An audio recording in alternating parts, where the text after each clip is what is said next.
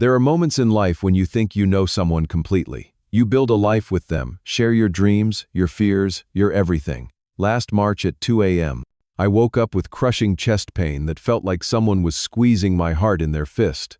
In that terrifying moment, I thought my wife Sarah would be there for me, the way I had been there for her through 7 years of marriage.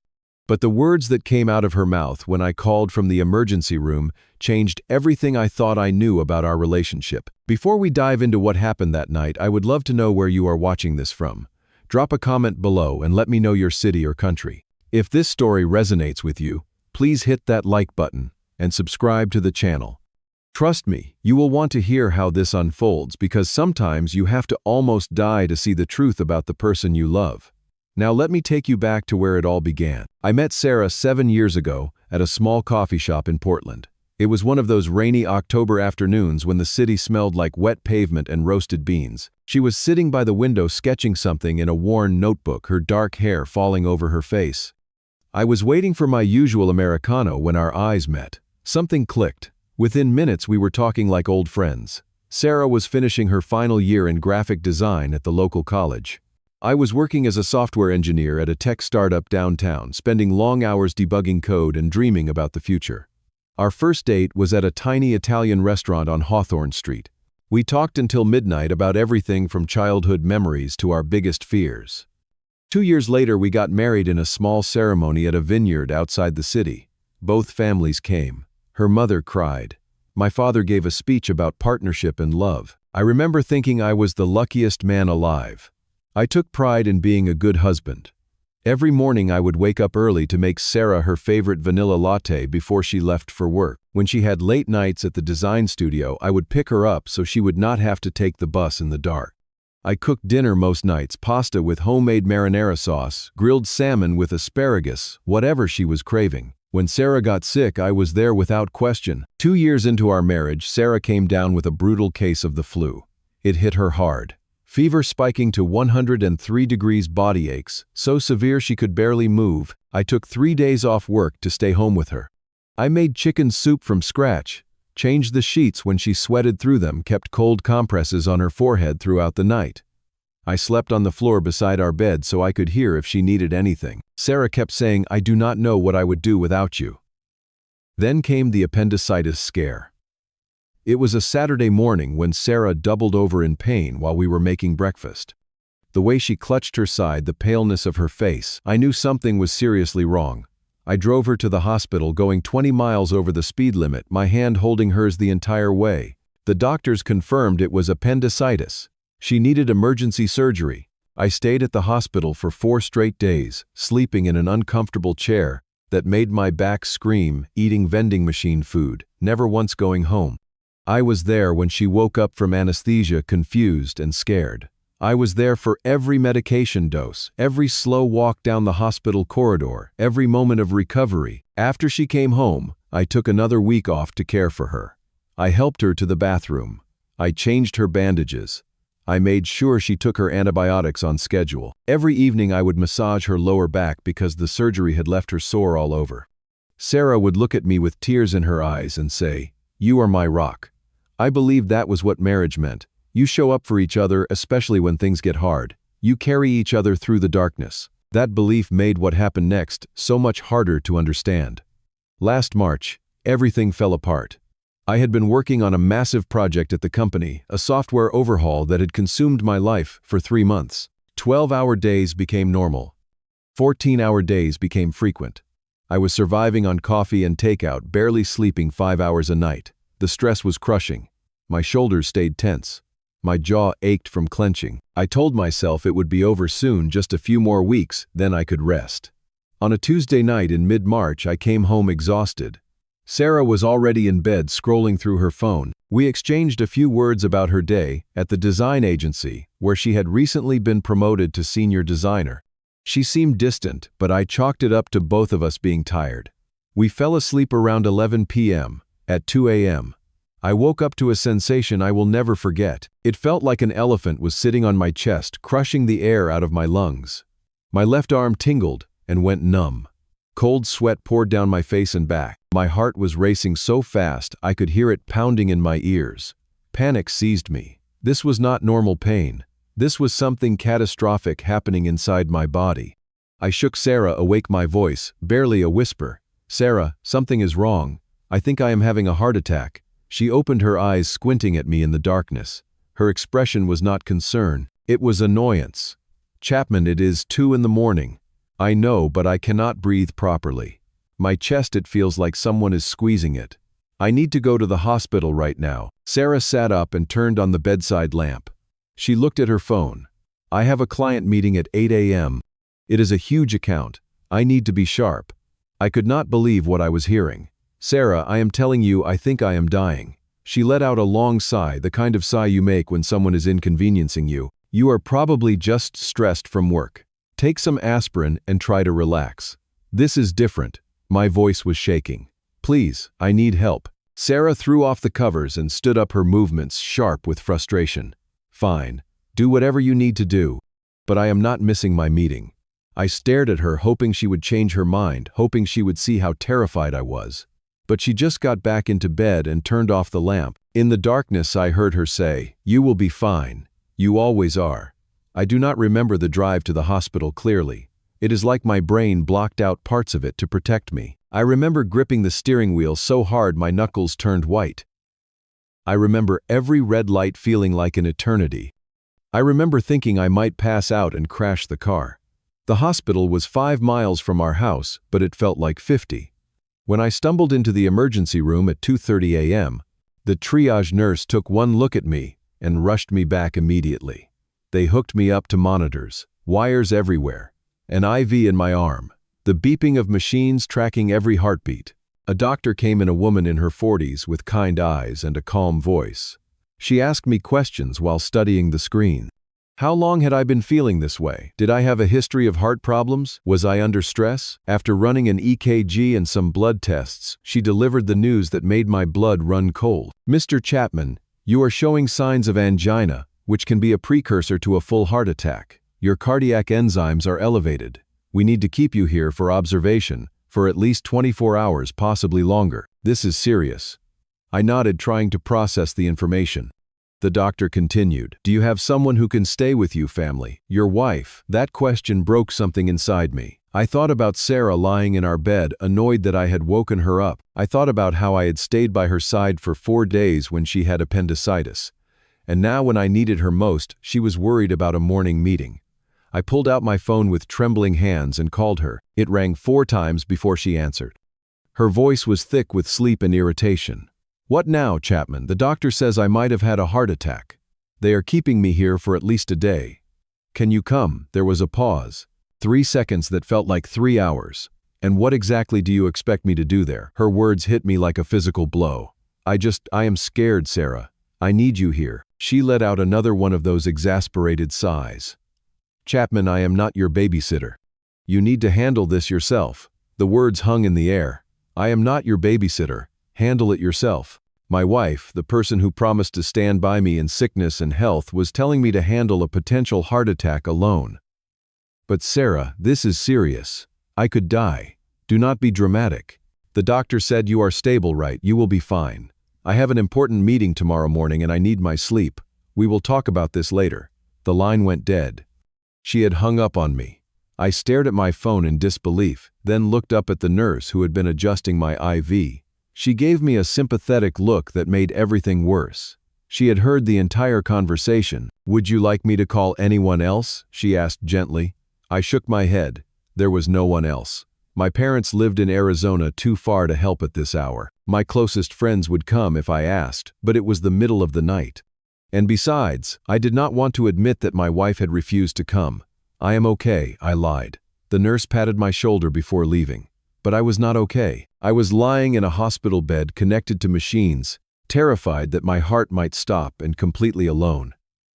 The room was freezing.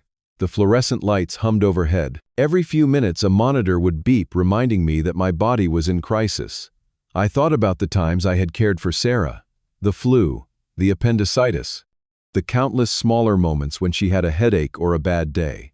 I never questioned whether I should be there. I never calculated whether it was convenient. I just showed up because that was what love meant to me. Apparently it did not mean the same thing to her. At 4 a.m., a different nurse came in to check my vitals and draw more blood. She was older with gray hair pulled back in a tight bun. As she worked, she made small talk. "Your wife will be here in the morning, I am sure." I tried to smile. "Yeah, she has work." The nurse paused and looked at me. "Honey, when someone you love is in the hospital with heart problems, work can wait." I did not know what to say to that. She finished her tasks and left, and I was alone again with my thoughts. I could not sleep. Every time I closed my eyes, I saw Sarah's face, heard her voice saying those words. "I am not your babysitter." Dawn came slowly. Gray light filtered through the blinds. Around 7 a.m., the doctor returned with more test results. The news was both better and worse than I had feared. I had not had a full heart attack, but I had experienced severe angina caused by stress and overwork. My heart was under tremendous strain. If I did not make serious changes, a real heart attack was inevitable. "You need complete rest for at least a week," the doctor said. "No work, minimal stress. And I am prescribing medication to help manage this. You also need to see a cardiologist as soon as possible." She looked at me seriously. "Mr. Chapman, you are 32 years old. This should not be happening to someone your age. Your body is telling you something important. You need to listen." I nodded, absorbing the gravity of her words. She said I could go home that afternoon if my levels stayed stable. I texted Sarah the update. "Doctor says I can leave around 5 p.m. Can you pick me up?" She replied 2 hours later. "Fine." That was it. Just one word. No asking how I was feeling. No relief that I was okay. Just obligation dressed up as a text message. Sarah arrived at 5:15 p.m. I was sitting in a wheelchair in the discharge area hospital policy for patients leaving after cardiac episodes. She walked in wearing her work clothes, a sharp black blazer, and heels, her face set in an expression I had started to recognize as permanent irritation. "Ready?" she asked, not even looking at me. "Yeah." "Thank you for coming." She did not respond. A nurse helped me stand and handed Sarah a bag with my discharge papers and prescriptions. Sarah did not take my arm or ask if I needed help walking. She just turned and headed for the exit. I followed slowly, my legs weak, my chest still aching. The walk to the parking lot felt endless. Every step hurt. I was exhausted in a way I had never experienced before, like my body had used up every reserve of energy just to survive the night. When we reached the car, Sarah got in the driver's seat without helping me with the door. I climbed into the passenger side, moving carefully, afraid any sudden movement might trigger another episode. The drive home was silent for the first few minutes. I tried to bridge the gap. "Thank you for picking me up. I know this was inconvenient." Sarah kept her eyes on the road. "I did not have a choice." "What do you mean?" "I mean you are my husband. People would ask questions if I did not pick you up from the hospital. People would ask questions. Not because she cared, but because it would look bad." The realization settled over me like ice water. I decided to confront it directly. "Why did you not come last night? I really needed you." Her hands tightened on the steering wheel. For a moment, I thought she might apologize, might explain that she had been half asleep and did not understand the severity. But what came out of her mouth was so much worse. "Chapman, do you have any idea how much I have on my plate? I am working 60-hour weeks trying to make senior designer work. I am managing the house, the bills, all the things you do not even notice. I cannot drop everything every time you have a problem." "Sarah, this was not just a problem. This was a medical emergency. The doctor said I could have died." She shot me a look. "But you did not die. You are sitting right here. So maybe it was not as serious as you thought." I felt something crack inside me. I was terrified and alone in that hospital. "When you had appendicitis, I was there for 4 days straight. I never left your side. That was different." "How? How was that different?" "Because I actually needed you." The words exploded out of her. "You are fine, Chapman. You are always fine. You do not need me to hold your hand through every little thing." Every little thing. A potential heart attack was a little thing. I turned to look out the window, unable to continue the conversation. The rest of the drive passed in hostile silence. When we got home, Sarah parked in the driveway and immediately got out, heading for the front door without waiting. I gathered my things and followed at my own pace, each step up the porch stairs requiring effort. Inside, Sarah dropped her purse on the counter. "I am going out. I told Kennedy I would meet her for dinner. Tonight I just got home from the hospital." She grabbed her car keys. "You heard the doctor. You need rest. So rest." I will be back later." And just like that, she left. I stood in our kitchen, listening to her car pull out of the driveway, feeling more alone than I had ever felt in my life. The house was quiet, except for the hum of the refrigerator. I looked around at the space we had built together, the framed photos on the walls from happier times, the couch we had picked out together, the kitchen, where I had cooked countless meals for her. It all felt hollow now. I managed to climb the stairs to our bedroom and collapsed on the bed, still in my hospital clothes. My medication was downstairs, but I did not have the energy to go get it. I just lay there staring at the ceiling, wondering how I had ended up here. Wondering how the woman I loved could be so cold when I needed warmth. Wondering if I had been blind to who she really was all along. The next week was hell. I stayed home from work as the doctor ordered, but I might as well have been alone in a cave. Sarah left early for work every morning and came home late every night. She never asked how I was feeling. She never checked if I had eaten. She never offered to help with anything. On Wednesday morning, I ran out of the heart medication the hospital had prescribed.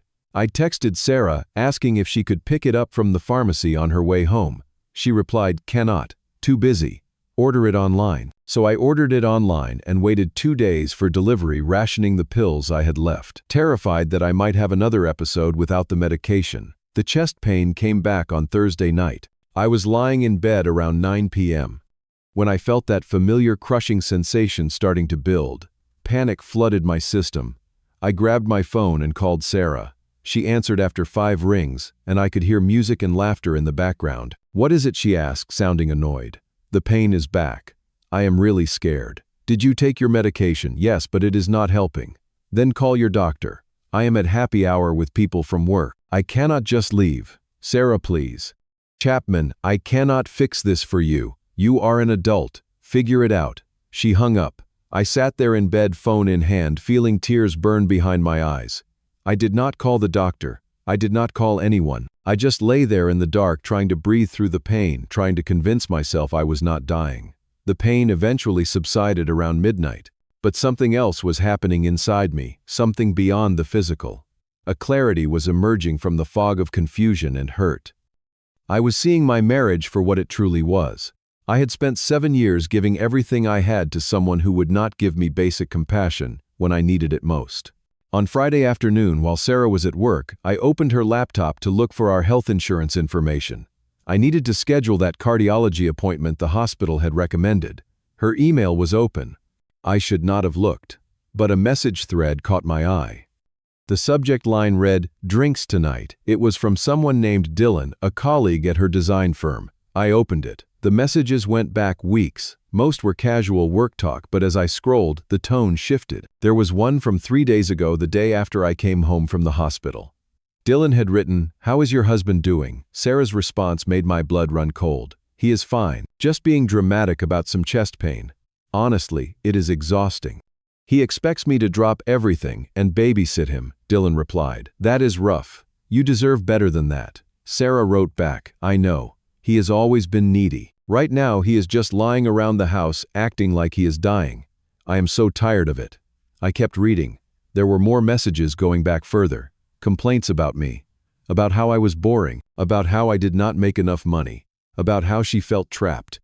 Dylan kept encouraging her, validating every complaint, suggesting she deserved to be free. Then I found the message that broke me completely.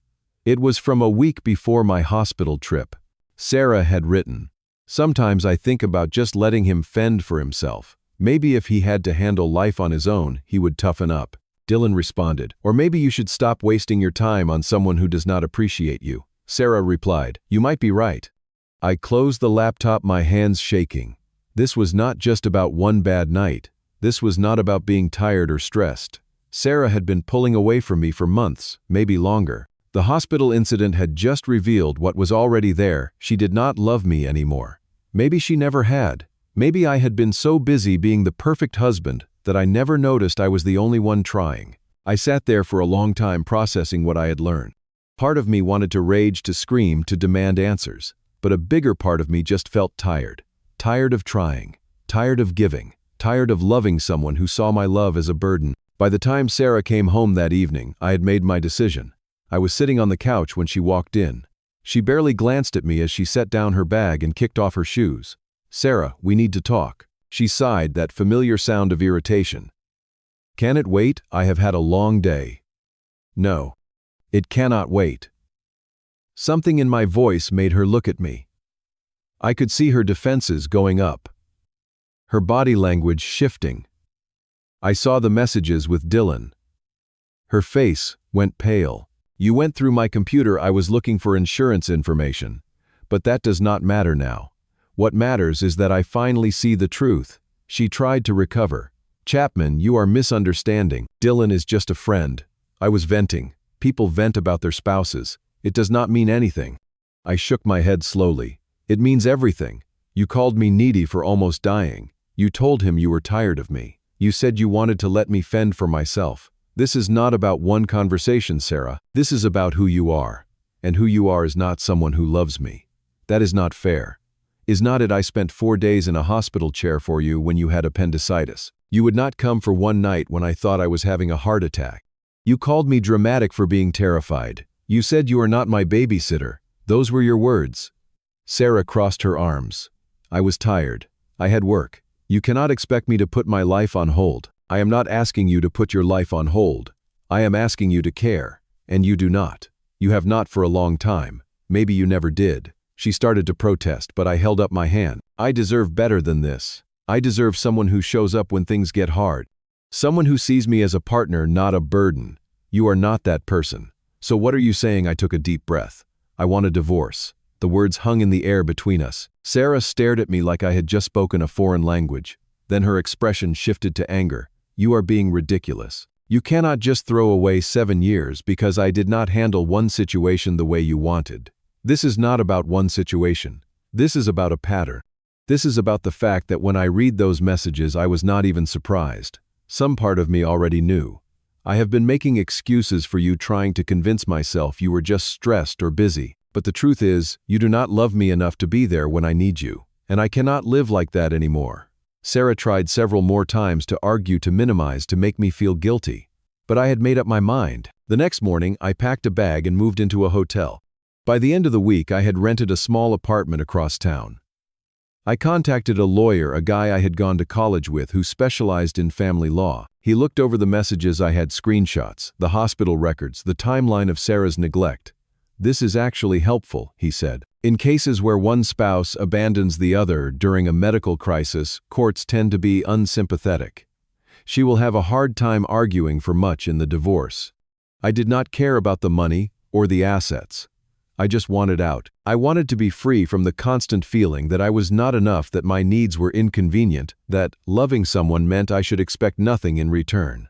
The divorce process took 3 months. Sarah tried to fight it at first. She sent me long texts, saying she would change, that she had been wrong, that she wanted to work on things. But her words rang hollow.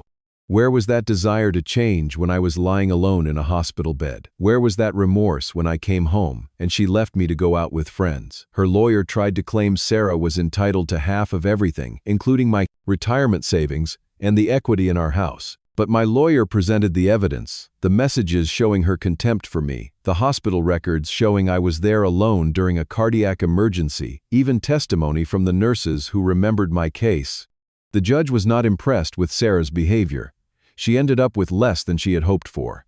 Meanwhile, I focused on rebuilding. I started seeing a therapist who specialized in trauma and relationship recovery.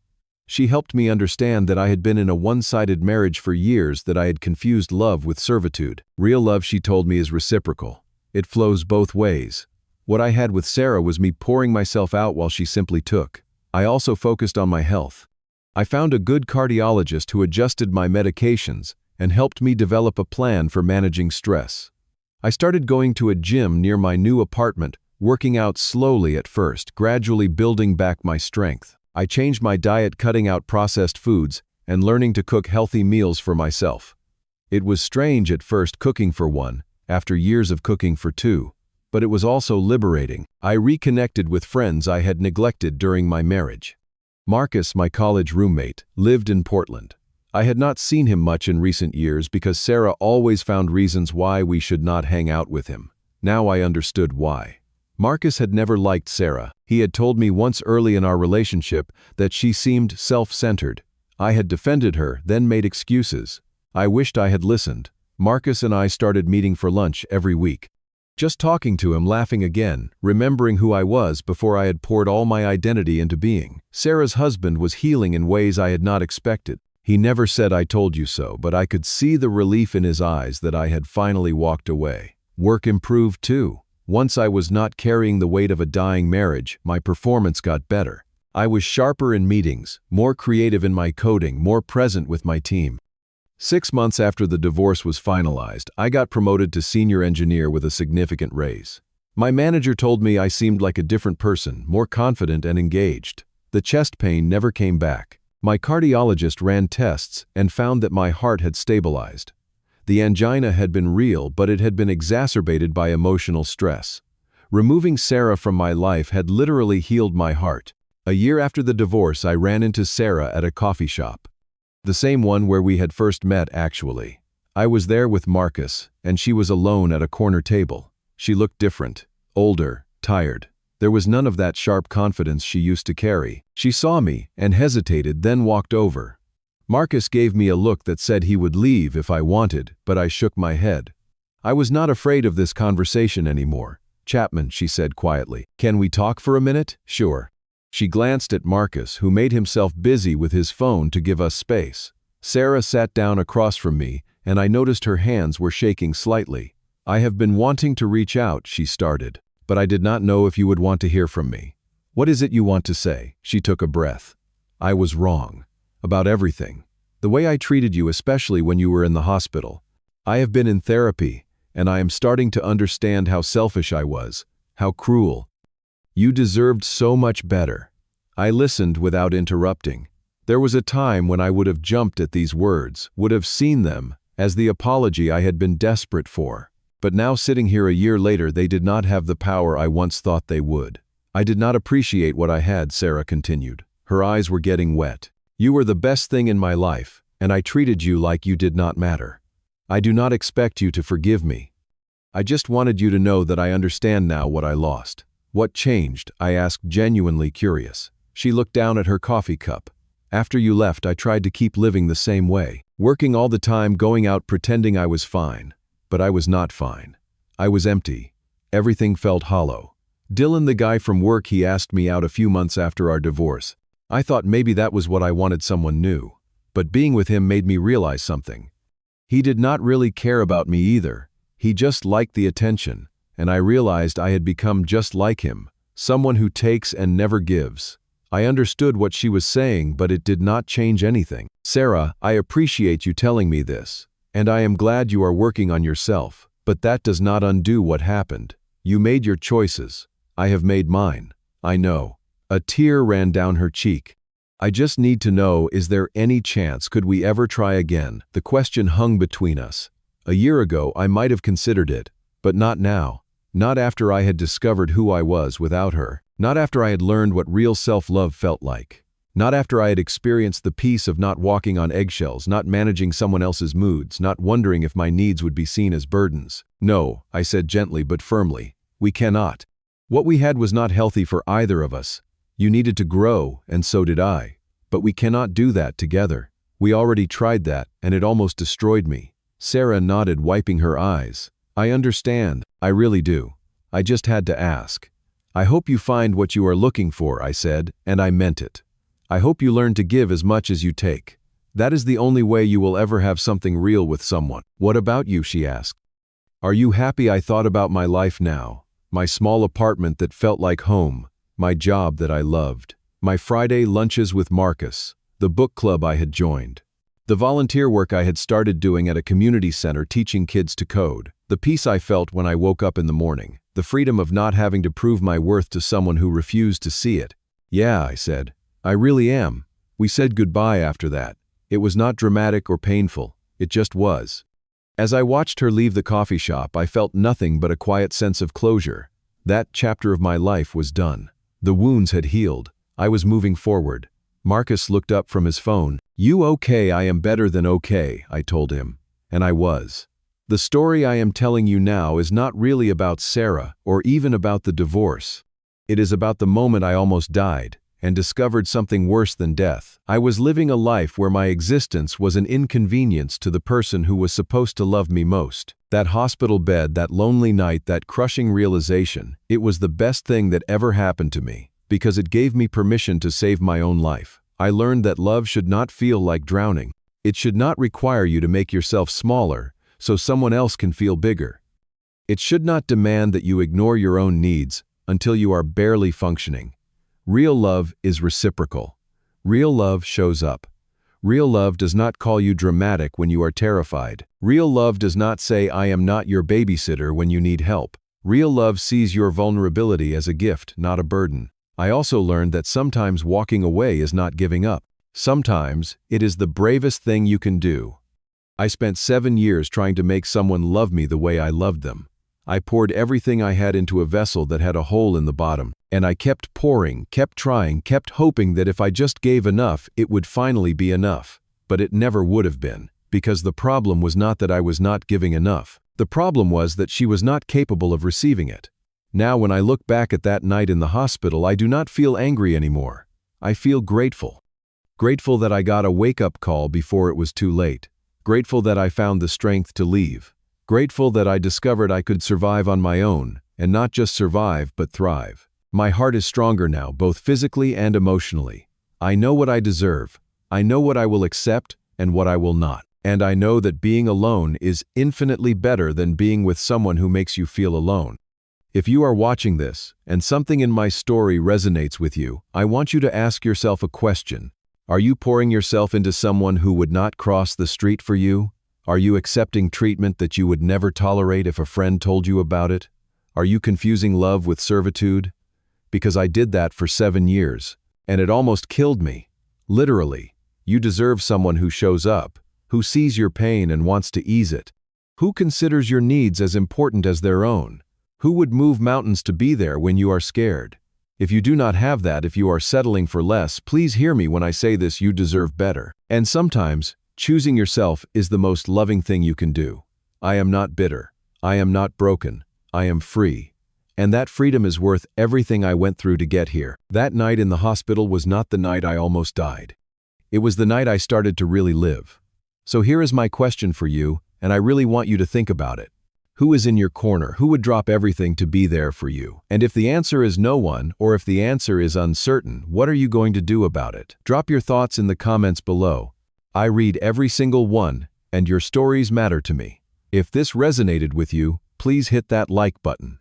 Subscribe to the channel if you have not already, because I share more stories like this every week. And share this video with someone who might need to hear it. Sometimes we need permission to choose ourselves. Consider this, that permission. Thank you for listening to my story. Thank you for being here. I hope wherever you are in your journey, you find the courage to demand the love you deserve. Take care of yourselves. You are worth it.